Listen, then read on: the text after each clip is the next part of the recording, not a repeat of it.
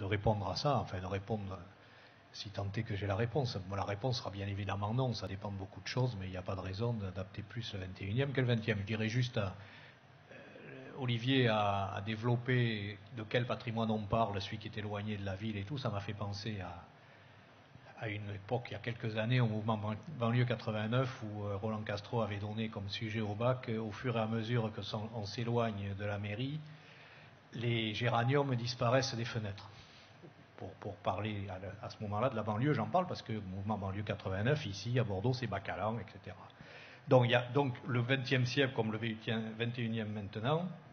Évidemment, à mon avis, il n'y a pas de bâtiment plus ou moins adaptable, que ce soit le Moyen-Âge, que ce soit maintenant, que ce soit le Colisée de Rome ou que ce soit le Parthénon. Par contre, il peut y avoir effectivement des moments ou des mouvements, je pense au mouvement moderne des années 50 par exemple, où l'adaptabilité a été théorisée ou en tout cas facilitée, puisque on sait bien que Le Corbusier et d'autres, et notamment à Bordeaux, ont réalisé des bâtiments avec les plans libres, les pilotis, etc. Un certain nombre d'archétypes qui facilitaient ou qui peuvent faciliter, en tout cas, c'était une volonté, cette adaptation. Mais aussi, il faut bien le dire, et Olivier l'a déjà dit, le mépris un petit peu pour ce qu'un écrivain charentais avait parlé de Sarcellite, à l'époque où Sarcelles était l'archétype de ce qu'il ne fallait pas, vraiment de l'horreur absolue, qui continue maintenant avec les quartiers, etc. Ce mépris pour le béton en général, l'architecture moderne en particulier, qui est liée à les psychanalystes portraits de l'enfance que les gens regrettent, etc., a facilité cela aussi. On a parlé de la cité Frugès. La cité Frugès est citée dans un livre de Françoise Choé sur l'histoire du vandalisme comme un des exemples, comme la cité lumineuse à Bordeaux ou comme la caserne de la Benauge. C'est-à-dire que la cité Frugès est le symbole même du vandalisme. Il n'y a pas très longtemps que on s'intéresse à l'architecture de Le Corbusier à la cité Frugès. Il n'y a pas très longtemps. Elle a été absolument massacrée dans tous les sens. Et maintenant, on arrive petit à petit à se rendre compte finalement qu'on peut arriver à démassacrer un peu, puisqu'il y a des gens qui prennent conscience de la valeur de ce bâtiment. La cité lumineuse, malheureusement, de laquelle on voyait quasiment l'embouchure de la Gironde, a été démolie.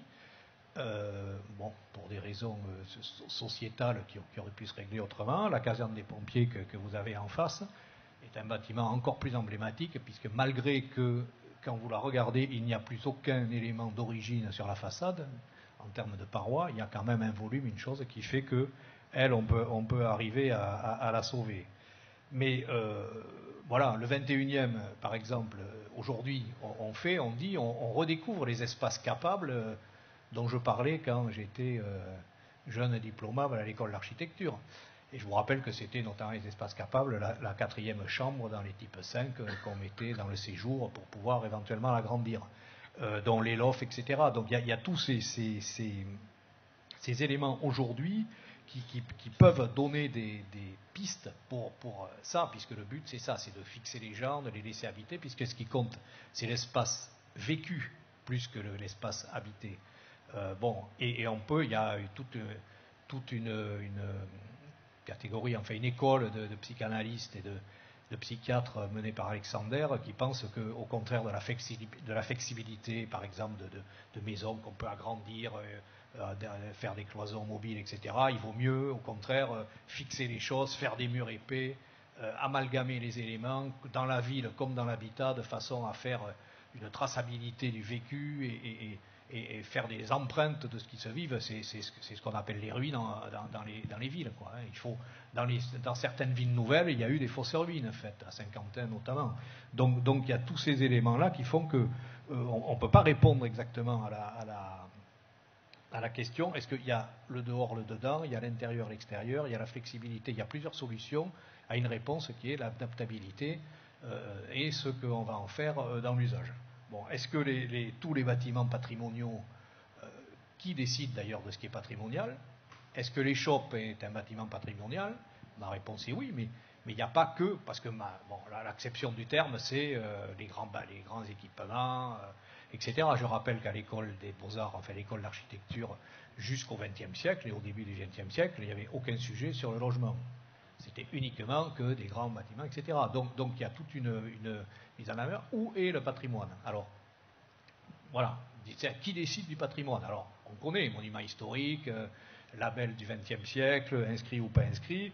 Il y a tout ça, mais où commence le patrimoine? Est-ce que Viollet-le-Duc a dénaturé substantiellement Notre-Dame de Paris? Est-ce que si aujourd'hui on peignait le Parthénon en couleur vive comme il était à l'origine, ça serait accepté? Est-ce que, bon, enfin, je pourrais citer comme ça plein d'exemples. Olivier a parlé de Jourde et de la tour de la Régie du Gaz à l'époque, hein, aujourd'hui Mama Shelter, mais qui était un grand architecte et dont une des œuvres a aussi été, alors ou pas d'ailleurs, selon les écoles des historiens de l'art et d'habitants, est-ce que Dwels a dénaturé le parc de l'Escure en imposant son architecture néo-mussolinienne sur les plans initiaux de Raoul Jourde? C'est un débat qui a déjà eu lieu et qui sans doute aura lieu encore. Donc voilà, donc je ne crois pas qu'on puisse dire qu'il y a des bâtiments ou d'autres plus faciles. Il y a un moyen. Il y a quand même des problèmes. Il y a des problèmes d'accessibilité, on en a parlé avant nous. Il y a des problèmes de développement durable, parce que l'isolation par l'extérieur est en train de faire une architecture connotée pour des raisons qui ne sont malheureusement pas poétiques, c'est le moins qu'on puisse dire, etc. Donc tous les problèmes sismiques également posent des gros problèmes par rapport à la réhabilitation, réutilisation, réadaptation des bâtiments. Cela étant, le bâtiment moderne, je donne l'exemple de l'échoppe, vous avez parlé de l'échoppe, j'habite une échoppe à Bègle. J'ai vu, et j'ai des amis qui habitent des échoppes, c'est extraordinaire comme un petit bâtiment comme ça, un petit logement aussi figé, on peut dire, hein, entre deux mitoyens, avec un petit jardin derrière, c'est incroyable la multiplicité des architectures, alors essentiellement intérieures, puisque quand ça commence à sortir dehors, c'est un peu moins évident, mais c'est incroyable la qualité, donc l'adaptabilité de ces bâtiments. Pas loin de chez nous, au Pays Basque, la maison basque, c'est par définition la maison évolutive, puisque c'était fait pour des générations, et tous les gens qui croient, qui éloignés un peu du Pays Basque, Bordeaux, tout le monde connaît, mais un peu plus loin, moins, la maison basque qu'un enfant dessine à l'école avec le toit dissymétrique, c'est juste que la maison basque d'origine, elle est tout à fait symétrique, et puis on rajoute la grand-mère, les enfants, les vaches de l'autre côté, qui aussi, elles, font des petits veaux, etc. Donc il y a même dans l'adaptabilité, et là, il n'y a pas d'évidence par rapport à la solution architecturale, et c'est aux architectes de se débrouiller à trouver les solutions, et puis aux élus surtout à donner les pouvoirs et les possibilités de réfléchir à ce moment-là, parce que vous parliez aussi des tours, toujours Olivier, puisque tu as bien finalement fait l'essentiel du truc, les tours qui ont pété à Lormont, je pense, il n'y a pas pire que ça comme exemple aux gens de dire, enfin, c'est pas possible, quoi, des gens qui ont vécu, qui ont habité, qui sont morts, qui ont eu des enfants dans une tour comme ça, non seulement on l'a fait péter, mais en plus on fait bal, feu d'artifice et spectacle. Alors heureusement ça s'est arrêté, mais ça c'était dramatique pour l'architecture en général.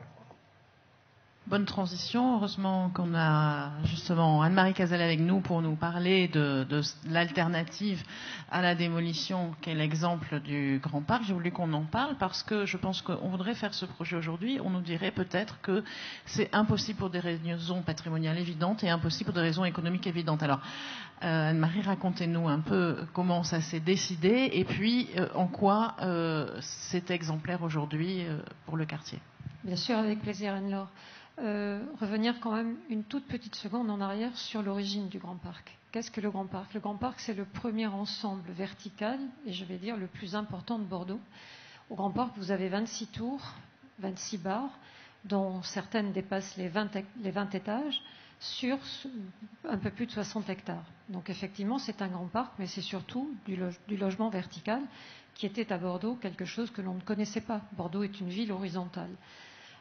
Sa genèse, eh bien, c'était justement la préparation de Mériadeck. C'était vider, en quelque sorte, les échoppes qui étaient devenues insalubres, qui ne permettaient pas une qualité de vie aux habitants qui les occupaient, et c'était les réinstaller dans le confort le plus moderne de l'époque, des années 60. Pour certains, ils découvraient la salle de bain intérieure, ils découvraient des commodités qu'ils ne connaissaient pas. Mais c'était aussi une autre nécessité, c'était permettre aux Français d'Algérie de rentrer et de se loger dans des conditions décentes et rapides. Donc ce sont des bars qu'on a vu fleurir très rapidement, qui se sont élevés au-dessus de Bordeaux. Lorsque les premiers habitants sont arrivés dans ce quartier, ils sont arrivés avec des étoiles dans les yeux. C'était une évolution excessivement positive pour la plupart d'entre eux. Le Grand Parc a vécu sa vie, si je puis dire, a continué son chemin. Aujourd'hui, 50, 60 ans après sa construction, c'était un quartier qui commençait à être vieillissant pour certains des bâtiments, inadaptés, voire dégradés, avec un vécu compliqué, la plupart du temps subi par les habitants, qui nous disaient on ne choisit pas de venir au Grand Parc. Au-delà de cela, pendant des années, on a quand même vécu avec des familles qui sont restées dans ce quartier en disant on n'a pas choisi d'y venir, mais on a une forme de qualité même si elle se dégrade. Et puis, des interrogations des élus, mais pas que, des urbanistes aussi, une première étude assez générale pour établir au sein de ce quartier, qui est un quartier intéressant, qui est un quartier attirant, qui est un quartier qui porte une histoire et qui porte, comment dirais-je, une image, au-delà d'une image, également une application et un vécu. Donc une première interrogation des urbanistes, quels sont ses points forts, quels sont ses points faibles ? Et un premier résultat, donc tranché, pour certains secteurs, complètement réutilisable, entre guillemets, même si l'expression n'est pas très élégante, pour d'autres sites, une démolition programmée. Et en l'occurrence, dans la première étude faite par l'AURBA, donc l'étude d'urbanisme, l'agence d'urbanisme de la métropole, donc les bars GHI, dont on va parler dans une seconde, étaient voués à démolition aux échéances des années 2020 environ. Donc ça laissait au bailleur qui est Aquitanis le temps de réinstaller les occupants des 530 logements, parce que ce sont quand même 3 bars qui présentent 530 logements. Et puis on lance une étude urbaine, parce que cette première étude n'était pas suffisamment explicite, n'allait pas assez loin dans l'évolution de ce quartier, dans la finesse de retraitement de ce quartier. Et là, changement de politique, parce qu'entre-temps, bien sûr, une série d'examens, une série d'analyses nous permettent de percevoir que finalement ces bars, elles sont très bien construites. Elles ont une très belle structure. Je ne suis pas architecte, je ne suis pas urbaniste, je ne suis pas en mesure d'apprécier ce qu'ont été ces études, mais je peux vous dire qu'elles nous ont permis de changer complètement notre regard. Et là-dessus, au contraire, s'est lancé un projet ambitieux de réhabilitation que l'on a vu dans une banlieue, on va dire, proche de Paris, qui était cette application, cette création d'un organe supplémentaire, d'un lieu de vie supplémentaire, qui était ce jardin d'hiver, qui ont permis à certains logements, les plus grands d'entre eux, d'avoir une extension d'environ 40, voire 50 mètres carrés, ce qui est quelque chose d'inouï.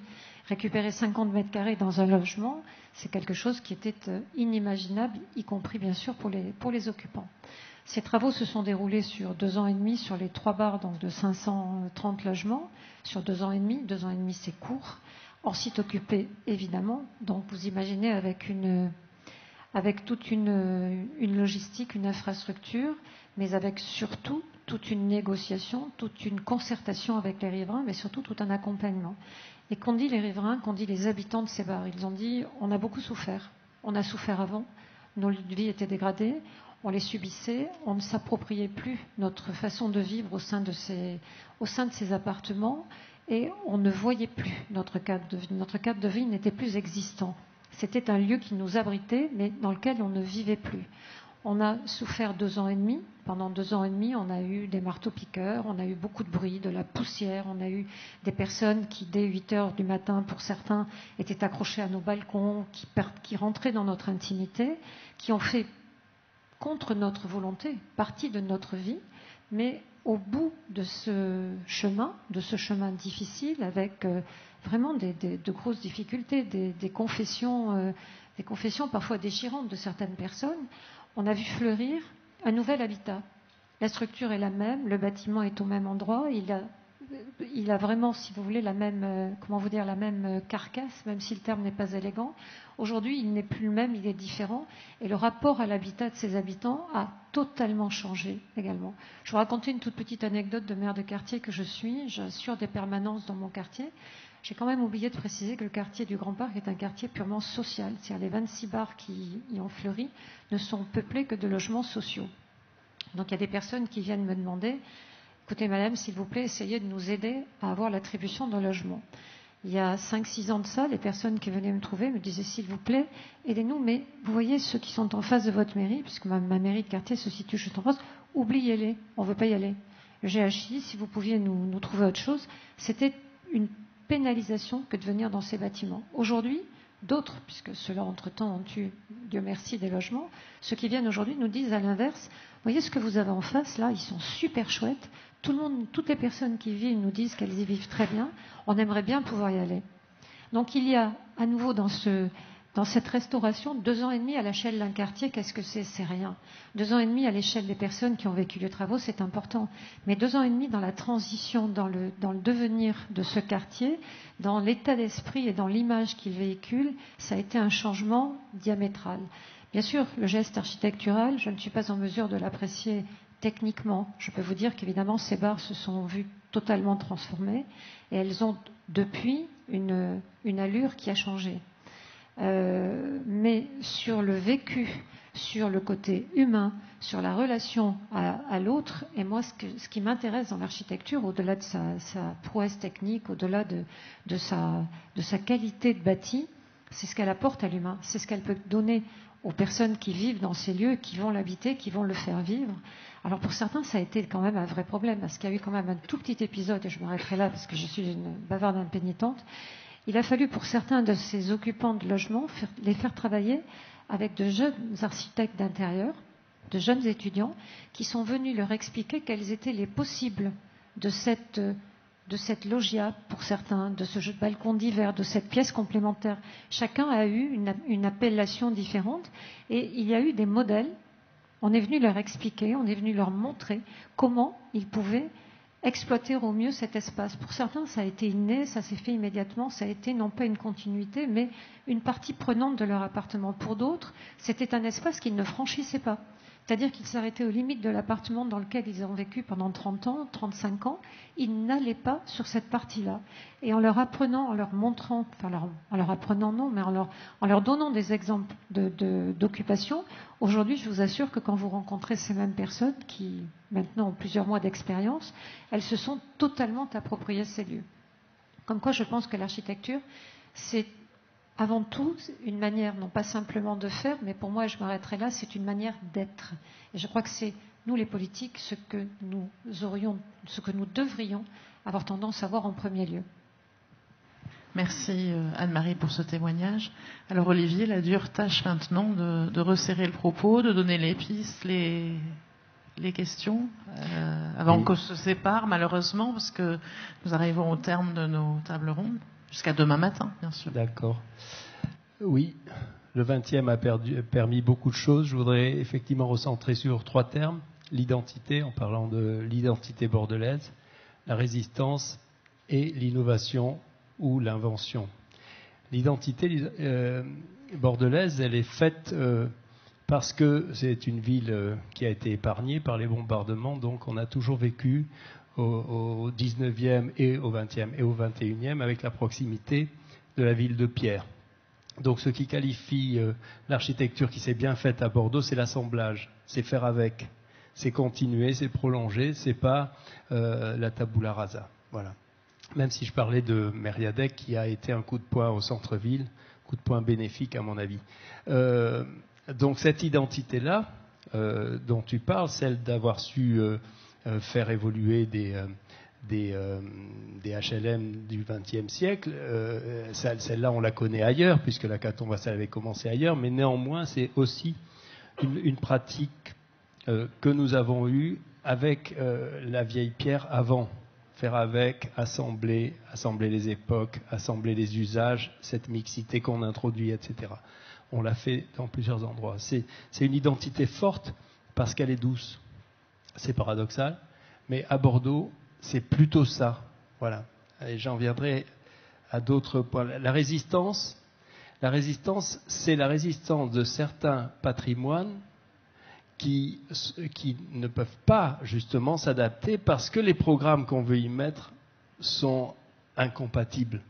Et certainement que tu te rappelles qu'à un moment, on a failli mettre la maison de l'emploi à l'intérieur de la salle des fêtes du Grand Parc. Le monument a résisté et les architectes aussi, parce que les 3 candidats bordelais et deux bordelais d'ailleurs, dont je faisais partie, ont simplement refusé de faire ce qu'on leur demandait. C'est rare et ça mérite d'être souligné. Parce que la résistance, elle a été là, la résistance parce que ce monument n'est pas fait pour. Et si j'ai fini tout à l'heure avec la base sous-marine, c'est parce que celui-là, il résiste, mais il pourrait ne pas résister à des idées idiotes d'en faire un centre culturel banal, voyez-vous. C'est-à-dire, on pourrait faire aussi un multiplex là-dedans, alors que la force de ce lieu, c'est sa fragilité, justement, c'est le fait qu'aujourd'hui il est poreux, qu'on peut y entrer, mais les rats en même temps que les gens, l'eau, les inondations, l'humidité, tout ça, ce qui fait que quand on va voir des expositions là-dedans, on est dans un lieu parfaitement typé, parfaitement identitaire, négatif pendant un temps, puisque monument de guerre, et aujourd'hui, tellement ouvert, tellement laissant les gens libres, comme disait une fois Zumthor, sans emmerder les gens avec l'architecture, sans lui faire de barata. Voilà pourquoi c'est un lieu aujourd'hui enviable, parce que retournez, laissons-y entrer la vie tranquillement, et puis ça ira très bien. Montons sur le toit, des jardins sur le toit, enfouissons là, faisons un jardin autour. Là, on accepte les paysagistes. Là, ça sera bien que justement la nature vienne donner un peu de douceur. Et puis l'innovation, oui, l'invention, parce que les projets dont j'ai parlé, y compris, alors je ne parlais pas de l'innovation nazie à la base sous-marine, mais Raoul Jourde, pourquoi aujourd'hui ce monument est transformable? Et justement parce qu'à un moment, il s'inscrit avec force projet dans une situation. Donc je veux juste finir pour dire l'identité bordelaise, elle existe. Alors qu'est-ce que c'est que regarder le patrimoine pour imaginer le patrimoine de demain? Eh bien, c'est se dire qu'il ne faut pas agir avec mollesse, que certainement il y a un patrimoine pour Bordeaux demain qui est ici et nulle part ailleurs, et que certainement il ne faut pas faire à Bordeaux comme on fait ailleurs, comme on fait partout, dans les villes nouvelles, dans les villes tout autour du monde, et que une ville comme Bordeaux mérite une architecture qui vient faire avec, se confronter avec la force du patrimoine existant, mais pas faire comme ailleurs. Voilà. Donc, depuis le début de la journée, on parle de cette identité du paysage. On a commencé par la Garonne, c'est bien le moins. On est juste devant et on voit bien que c'est la force tellurique de ce lieu. Moi, j'appelle de mes voeux une architecture nouvelle qui n'est pas si comestible, parce qu'au fond, eh bien, peut-être que ce qui mutera, c'est une architecture qui a suffisamment de force dans le moment où elle s'installe pour laisser non pas une colonisation molle, mais de nouveaux projets, 50 ans après, de nouveaux projets qui viendront contrer, qui viendront s'opposer à l'existence initiale. Et par exemple, en plein cœur de Mériadec, eh bien la Caisse d'épargne. La Caisse d'épargne, qui est un monument très décrié, formaliste, complètement inscrit dans une solitude, eh bien, Norbert Fradin l'a racheté, et puis il va en faire justement un lieu le plus ouvert, le plus instable. Voilà. Donc, c'est ces 3 questions qui je pense, s'opposent et peuvent se compléter pour décrire le paysage bordelais, enfin le patrimoine futur. Merci Olivier. Je n'ai rien à ajouter. On peut applaudir nos intervenants. Merci. Alors, je vous donne rendez-vous demain. Aujourd'hui, il n'y aura pas de questions. En revanche, demain, ça sera très, très participatif, avec une succession de deux ateliers menés parallèlement autour de 4 thèmes, des leviers de la connaissance à la reconnaissance, appropriation, le premier thème, où on sera avec Rudy Ricciotti et Jean-Étienne Solève-Bazeille pour s'interroger sur autour de la question de l'appropriation. Investissement à la suite avec Jamel Clouche et le maire de Vrier. Et ensuite, labellisation avec Marc Barani et Jacqueline Chadebost. Et puis, pour finir, la question de la transformation. Transformer, c'est aussi faire des choix avec Jacques Mongon et Alessia Debiaz. Et tous ces ateliers auront également un invité spécial qui nous vient de l'extérieur, un architecte de Riga, un architecte président du comité pour la protection des biens du patrimoine historique et culturel de Saint-Pétersbourg, Sergueï Makarov, le président de l'Union des architectes d'Azerbaïdjan et Juan Bacas, qui est là devant nous, à côté de Teresa, qui est directeur général de l'aménagement urbain de Buenos Aires. Voilà, je vous donne rendez-vous demain, et puis, alors pour ceux qui veulent questionner, participer, etc., de 9h à 11h, et pour ceux qui veulent entendre seulement les conclusions, à 11h30, de 11h30 à 12h30, ici sur le ring, et ce sera suivi d'un cocktail déjeunatoire très festif. À demain. Merci.